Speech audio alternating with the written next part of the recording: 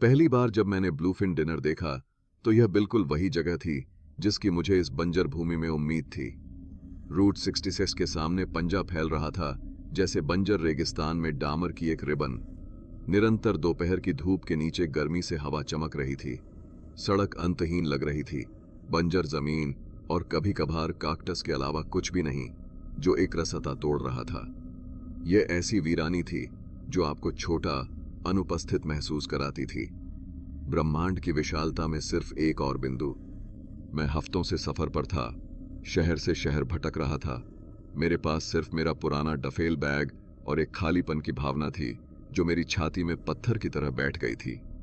अपनी नौकरी खोने और कुछ दोस्तों से दूरी बनाने के बाद ऐसा लग रहा था जैसे मेरे लिए कहीं भी कुछ बाकी नहीं था। रातें सबसे कठिन थीं। उन बेकाबू घंटों में मैं मोटेल की छतों को घूरते रहता, हमेशा सोचता रहा क्या मैं कभी उस जगह को पाऊंगा जहां मैं फिट बैठूं। मेरे पास जाने के लिए कोई परिवार नहीं था। हर नया शहर एक और ऐसी जगह थी जहां से गुजरना था, खालीपन से बचने का एक और प्रयास। मेरा न तो कोई परिवार था, न दोस्त, न घर कहने के लिए जगह। ऐसा लगता था मैं बिना निशान के गायब हो सकता हूं, कोई ध्यान नहीं दे सकता। मानो मैं एक भूत हूं, बिना दिशा के भटकता, किसी कारण के इंतजार में कि मुझे रुके रहने दे। जब मैं पार्किंग लॉट में रुका तो वहां कोई आत्मा नहीं थी, सिर्फ एक फीका चिन्ह एक जंग लगी चेन पर लटका था जिस पर लिखा था हेल्प वांटेड। सामने एक पुराना गैस पंप था जो दशकों से काम नहीं कर रहा था। डिनर खुद ऐसा लग रहा था जैसे समय ने इसे भूल गया हो। पेंट छील रहा था, खिड़कियां धूल भरी और धारीदार थीं। यह एक बीते युग का अवशेष था, एक ऐसी जगह जो सिर्फ जिद पर अस्तित्व में लग रही थी। मैं कुछ पल के लिए रुका, चिन्ह को घूरते हुए। शायद यही वह था जिसकी मुझे जरूरत थी। मेरे पास जाने के लिए कहीं नहीं था, कोई दिशा नहीं थी, बस एक जगह की लालसा जहां मैं आ सकूं, भले ही कुछ रातों के लिए ही सही।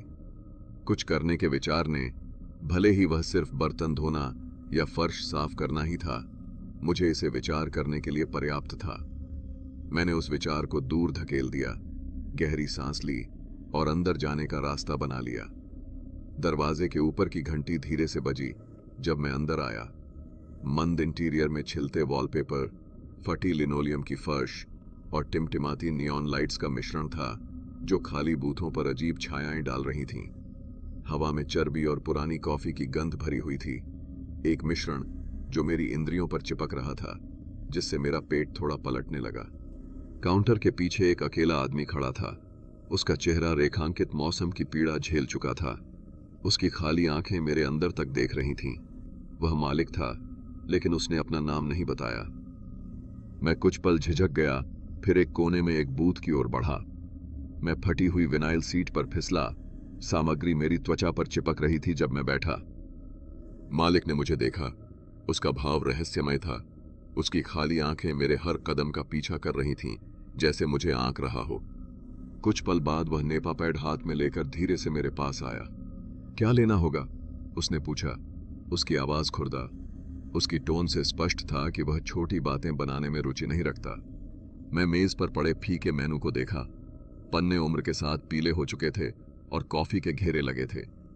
चुनने को कुछ नहीं था, सब वैसा ही लग रहा था जैसे जगह पहले खुली थी। बस एक कॉफी, कृपया, मैंने उत्तर दिया, एक छोटा संदेहपूर्ण मुस्कान के साथ पेश करते हुए, हालांकि मुझे शक था कि इससे कोई फर्क पड़ेगा। उसने सिर हिलाया, बिना एक शब्द कहे मुड़ गया। मैंने देखा कि वह काउंटर के पीछे गया। कॉफी मशीन की आवाज ने सन्नाटे को तोड़ दिया। खाली डिनर में वहां बैठना अजीब, लगभग अवास्तविक लग रहा था। पुरानी फ्रिज की गूंज केवल दूसरा शोर था। बाहर का नियॉन साइन टिमटिमा रहा था। कमरे में कभी कभार लाल और नीले की चिंगारी डाल रहा था, जिससे उस जगह में छाई असहजता की भावना बढ़ रही थी। वह कुछ देर बाद वापस आया, मेरे सामने टूटी हुई मग रखी। मैंने अपने हाथ उसमें लपेटे, गर्मी का स्वाद लिया।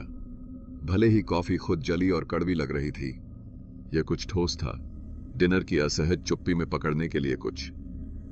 धन्यवाद, मैंने कहा। मेरी आवाज शायद ही कानों तक पहुंची। उसने सिर हिलाया। आंखें कुछ पल मेरे पास रहीं, फिर वह मुड़ गया। खाली फर्श पर उसके कदमों की गूंज, वह काउंटर के पीछे चला गया। मुझे लगता था कि वह मुझे देख रहा था, भले ही उसकी पीठ मुड़ गई थी। मैंने गला साफ किया और बाहर के चिन्ह की ओर इशारा किया। आप भर्ती कर रहे हैं? मैंने पूछा। मेरी आवाज उतनी ऊंची नहीं थी जितनी मैंने सोचा था। शब्द मुश्किल से खाली कमरे में पहुंच रहे थे। उसने कुछ पल के लिए मुझ पर नजर डाली, फिर थोड़ा सा सिर हिलाया। क्षण उसकी नजर मुझ पर टिकी रही, फिर धीरे से सिर हिलाया, मानो निर्णय उसका नहीं था और किस्मत ने मुझे यहां लाया हो। नौकरी चाहिए? उसने सपाट आवाज में पूछा, जैसे उसने ये अनुरोध कई बार सुना हो। मैंने सिर हिलाया। सच ये था कि मुझे इस जगह से निकलने के लिए अगले शहर तक और थोड़ा और दूर जाने के लिए पर्याप्त पैसा चाहिए था। उसने कोई सवाल नहीं किया, नहीं जानना चाहता था कि मैं कहां से आया हूं या मुझे यहां किसने लाया। उसने सिर हिलाया, एक छोटी, मुश्किल से महसूस होने वाली हलचल, जैसे उसने अधिक समझा हो जितना दिखा रहा था। ठीक है, तुम आज रात से शुरू करोगे, उसने बड़बड़ाया। उसकी आवाज में संकेत था जिसे मैं ठीक से नहीं समझ सका। क्या यह दया थी या उदासीनता? वह हिचका, फिर मुझसे अनुसरण का इशारा किया। मुझे चारों ओर दिखने दें, उसने कहा। उसकी आवाज खड़कती थी, लेकिन समर्पण की झलक थी। लगता था हमें इस मामले में ज्यादा विकल्प नहीं। मैं बूथ से उठ खड़ा हुआ, सीट चरमराने लगी और मैंने डायनर के माध्यम से उसका अनुसरण किया। वह धीरे धीरे चलता रहा, जरूरी चीजों की ओर कुशलता से इशारा करते हुए।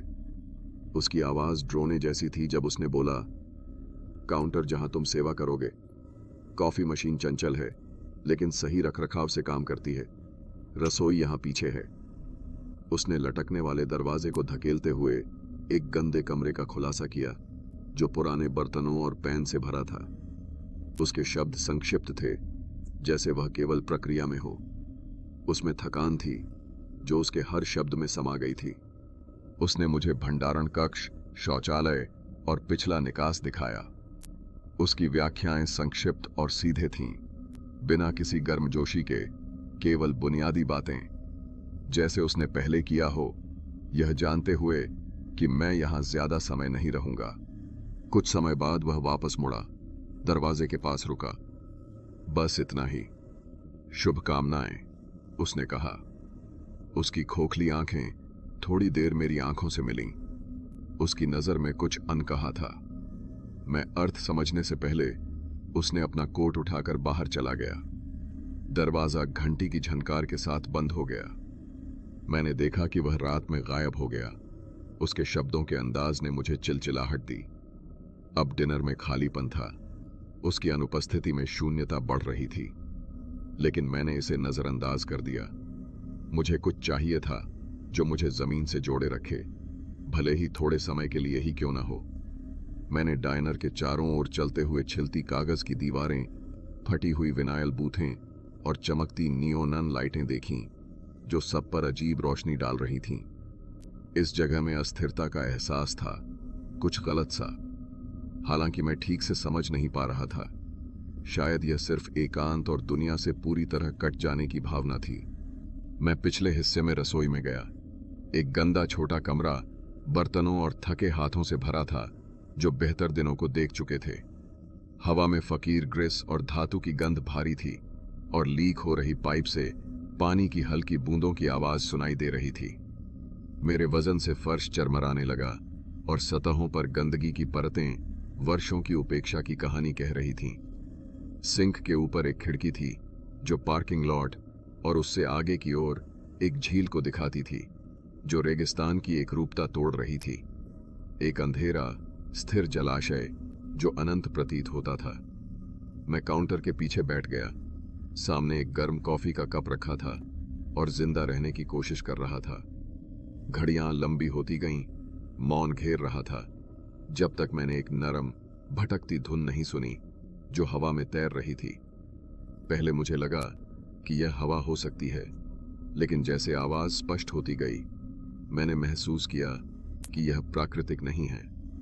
इसमें एक लय थी, अजीब सुंदरता जो जानबूझकर लग रही थी, जिसने मुझे खींचा और पालन करने के लिए प्रेरित किया। मैंने चारों ओर देखा, लेकिन डाइनर में कोई नहीं था। आवाज बाहर से झील की ओर आ रही थी। मैंने खिड़की से झांका, अंधेरे पानी की एक झलक पाई। झील शांत थी, सतह अत्यधिक चिकनी, चंद्रमा की फीकी रोशनी को प्रतिबिंबित कर रही थी। यह लगभग निर्जीव दिखाई दे रही थी, स्याही की काली फैलाव में जो सभी रोशनी और आवाज को निगल रही थी। इसमें कुछ ऐसा था जिसने मेरी त्वचा रेंगने पर मजबूर कर दिया। गलत होने की भावना जिसे मैं नहीं हटा पा रहा था। मैंने सिर हिलाया, अनदेखा करने की कोशिश की, लेकिन धुन और जोरदार हो गई। जब तक मैंने खुद को खड़ा नहीं पाया, पैर अपने आप हिल रहे थे। आवाज मुझे लगातार खींच रही थी। मेरे पैर खुद चल रहे थे, जैसे उनमें अपनी इच्छा हो। मानो आवाज मुझे दरवाजे की ओर खींच रही थी। बाहर जाने और स्रोत खोजने की तीव्र इच्छा हुई। मैं दरवाजे की ओर बढ़ा, हाथ हैंडल की ओर। तब मैंने एक टटा हुआ नोट देखा, दरारदार विनाइल बूथ सीटों की लाइनिंग में छिपा हुआ। लिखा था, फटा हुआ इसे छुपा सके। कागज में तह थी, किनारे फटे। हाथ से लिखा, किन्हीं परिस्थितियों में झील के पास न जाओ। झील से डिनर तक गीले पैरों के निशान दिखें तो तुरंत गर्म पानी से साफ करें। खिड़कियों पर खरोंच की आवाज सुनाई दे तो अपने काम पर ध्यान दें। डिनर की लाइट्स मंद रहनी चाहिए, पर कभी बंद नहीं होनी चाहिए। दरवाजे की ओर देखते ही धुन पुकार रही थी, पर मैं खुद को रोककर बैठ गया। नोट में बिना हस्ताक्षर की सच्चाई थी। पढ़ते ही रीढ़ में ठंडक दौड़ गई। बूढ़े आदमी ने इसका जिक्र नहीं किया था।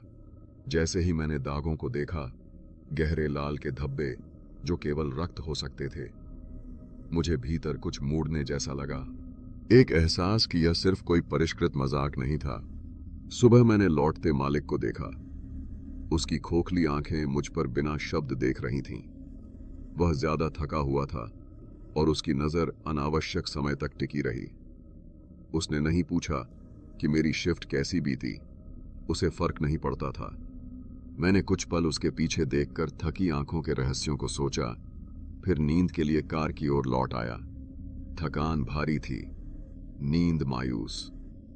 अंततः नींद में खोते ही सपना आया कि मैं पास की झील में डूब रहा था। काला पानी मुझे नीचे खींच रहा था। भटकाने वाली धुनें चारों ओर गूंज रही थीं। जोर से जागते ही दिल धड़क रहा था। डर अभी भी था। मैं इसे फेंकने की कोशिश कर रहा था। ज्यादा नहीं था, पर मेरे पास यही था। अगली रात शुरू होने से पहले कुछ घंटों की बेचैन नींद। मैंने एक पुराना आधा सड़ा सैंडविच पाया, जिसका स्वाद गत्ते जैसा था। उसे कड़वी कॉफी के साथ धोया, उल्टी आ गई, फिर भी निगल लिया। ऊर्जा की जरूरत थी। अगली रात अलग थी। मैं काउंटर पहुंच रहा था। बूढ़ा आदमी रात के लिए घर चल गया था। मुझे मंद रोशनी वाले डिनर में अकेला छोड़ दिया था। हवा भारी थी। अत्यधिक चुप्पी केवल बाहर के फड़कते नियॉन साइन की धीमी गूंज द्वारा तोड़ी गई थी। लगभग रात का 1 बज रहा था और बाहर का रास्ता खाली था। अनंतता में फैली केवल अंधेरा। शांत में पुराना रेफ्रिजरेटर की सरसराहट तेज हो रही थी। एक नीची, असहज ड्रोन जिसने मेरे गर्दन के बालों को खड़ा कर दिया था। मैं इमारत के बैठने की कभी कभार की चरमराहट सुन सकता था। कुछ के बाहर की दीवारों के खिलाफ रगड़ने की नरम सरसराहट, शायद हवा या शायद कुछ और।